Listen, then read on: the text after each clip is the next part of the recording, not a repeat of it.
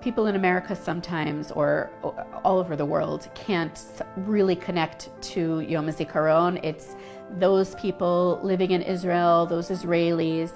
But I was just like you. I go to Starbucks and shop at the Gap, and my family made Aliyah, and this became our life, and we're all the same. This is Israel, and this is unfortunately part of what it is to live here, and unfortunately the price that some of us have to pay in order to have a land of our own. And it's important to know the individual stories that made life in Israel possible for people like you and I, and when people come visit here, make them feel at home and welcome. And that wouldn't be possible if we didn't have an army to help keep everyone, within our borders and outside of our borders safe.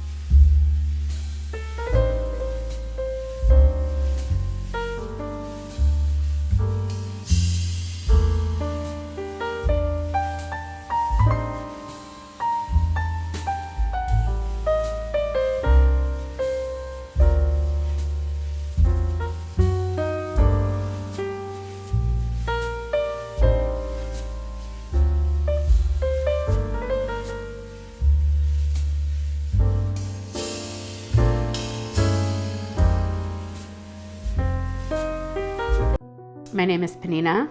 Our maiden name was Weiss. My married name is Peretz.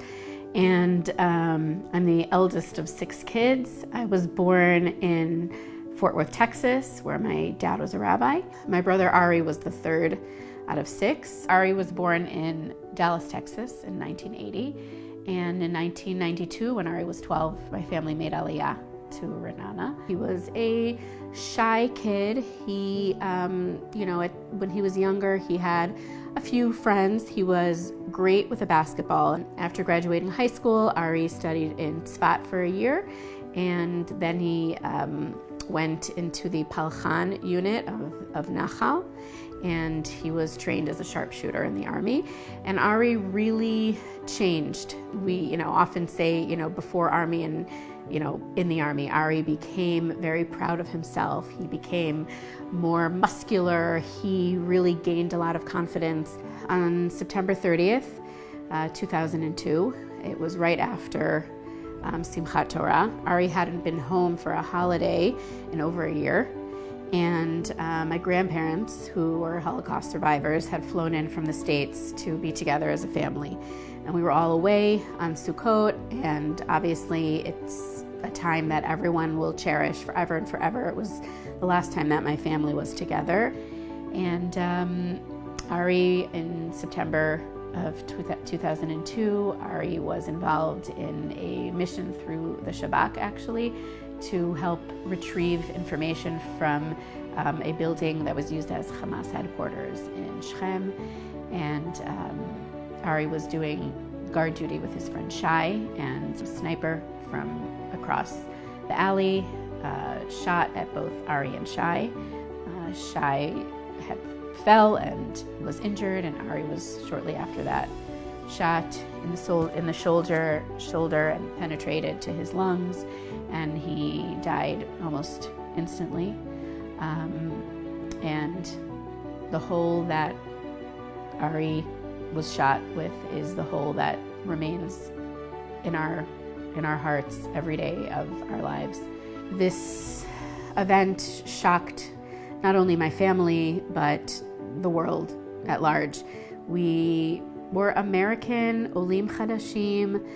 We don't think of ourselves as part of that bereaved family organization. This was something that we were very unaware of and not accustomed to, and didn't, and people around us also, they don't know what to say, they don't know what to do. Last September was 20 years since Ari was killed, and in some ways it feels like it's been a lifetime, and in some ways it feels like it's just yesterday.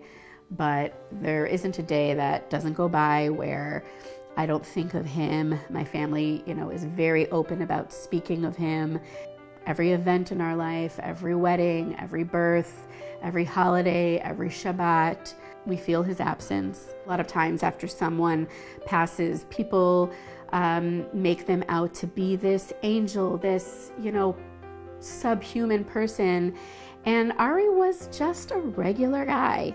He, was goofy. He had, a bunch of goofy friends. He lived for his friends. He had a girlfriend. He had a love for Israel, for life. He was really the pride and joy of our family, to be the first one in the generations before to be able to enlist in the Israeli army. In these past 20 years, I can't even begin to count the numerous acts of good, the prayers that have crossed the lips of thousands of people, the buildings that have been built in his memory. There's a shul in Ra'anana, in the city that my parents live in. The biggest shul in the city is named after Ari, and there are over 1,000 people every Shabbat who pray in that shul. 19 kids that were born and named after my brother. It's beautiful for my parents to see, his legacy is continuing. It's been 20 years, but he is not forgotten at all. He's constantly being remembered and talked about. And when you connect personally to a family who has a story to tell, I think that the day of Yom Hazikaron is a lot more meaningful to you. And in general, when you have someone tangible that you've spoken to or seen pictures of, and you can relate back to that story, I think it becomes different and a lot more relatable. It's really like when these soldiers go into the army, when these people go into the army, they're literally signing their life, and it's just amazing to think about how they're there to protect our safety and security in our land. So grateful. What I took away from Ari's story is the amount of chesed, the entire community of chesed that is built upon this unfortunate necessity. We need soldiers, and they need to put their lives on the line, and some of those lives are taken away, unfortunately. But from that sadness also comes the ability for people to truly care about one another on a deeper level, understanding the true risk that people are taking, and the amount of chesed that can be done from one family to another, taking care of each other, because it's not just the soldier that lost his life. Every single one of his family members lost a piece of themselves too, because we're all connected to each other. When I was watching it, I was thinking wow, like Yom Hazikaron is a day to memorize fallen soldiers. But when you really look into it and realize this guy had a sister and this guy had a mom and a dad, and it's sad to put yourself in that position. That could be you, that could be your brother, and it's to see the stories of all the people that have actually gone through this that we're memorializing. It's it puts your perspective on you. These people really sacrificed their life for you to be sitting here today. My name is Debbie Benstein. I'm originally from London. I've been in Israel for 35 years. My name is Ari Licht. Born in Far Rockaway, New York. My parents made Aliyah when I was 4.5 years old. And the story that we're here to tell is of my mother's first cousin, who was Ari's uncle. Leo was born in July 30th, 1928. In Wiesbaden, Germany. Both his parents, my grandparents, and his grandparents, my great-grandparents, were living all in the same house on different floors. And from 1936 to 1938, they moved back to Berlin because Berlin had better education. They were there till 1938, where my grandfather, Leo's father, was deported to Poland. That was the last they saw of him. After that, my grandmother and her two sons, my father and my uncle, traveled through Germany, hiding in different places. And they were hiding in Europe throughout the war until they were able to get into Switzerland in 1944. In 1946, Aliyat al-Noor was recruiting youngsters to come to Israel, and they were giving certificates. My grandmother and father would have wanted to join, but they were denied because my father was too young. My father was about 12 years old. My uncle was eligible. He was already 16. So they gave him a certificate and he moved to Israel. He came on one of the boats to Atlit. From Atlit, he moved into Tel Aviv with some distant cousins. He was working, and then they drafted him, of course. He was drafted into the Chativat Karmeli, a Karmeli unit, and he was fighting in Jenin, which is one of the tougher battles up north. He fell on the 3rd of June, which is really pretty much the second day of the battle. Very recently, actually, I've been through all the papers that my mother still has in her house. And I found among those papers 2 letters from Leo Licht that he wrote in those 2 years, between the ages of 16 and 18, when he was in Tel Aviv. He was 16 and on his own, having been through all of that, having lost his father, having, been on the run. And in the letter that he wrote to my grandparents, he says, "Thank you very much for sending me the shaving kit." And I read that, I welled up with tears because he's maybe 17. He was maybe 17 when he wrote that. It may have been his first shaving kit. That was what was important. He was a boy. He was a boy. We're not talking about somebody who had any kind of life experience that was a pleasant one. My grandmother always shared with us stories about the Holocaust, about her family, about her siblings, and of course about my uncle. It was a ritual that we had every year that on Yom Hazikaron, my grandmother and my father and I, my sister too, would drive up to the cemetery in Afula.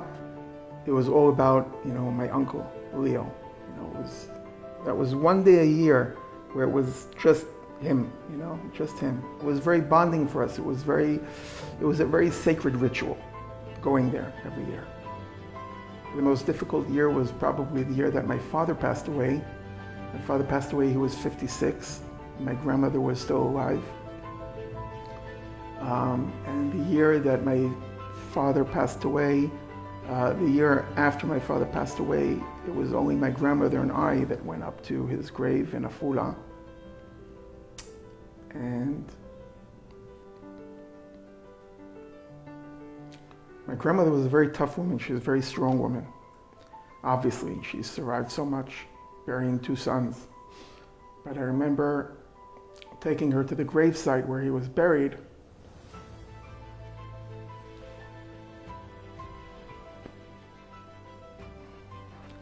And she bursted out crying like never before.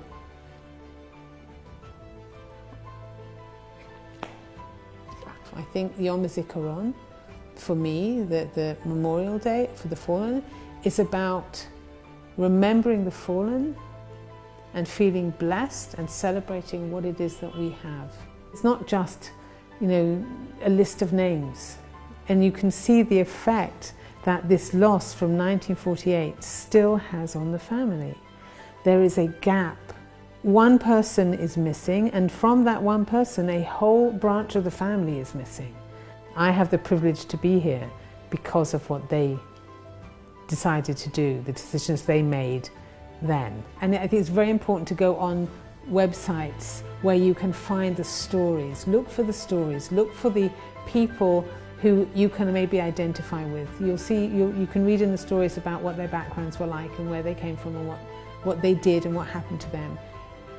But start asking questions over and above that. Try and use your imagination to really understand what that might have meant for them. It's not just another story if you start trying to imagine what it was actually like for them. He made Aliyah after all these bad things that happened to him in his childhood to a country that there was, it was basically all based on hope. Like, I hope this is going to work out for us, because it wasn't even Israel yet. It was still, the state of Palestine. And, I can't even imagine, because I came here making Aliyah through Nefesh B'Nefesh, and I have all these commodities that are amazing here. But, when he came here with nothing growing up, to nothing here, and, eventually got killed for this state to be, a country.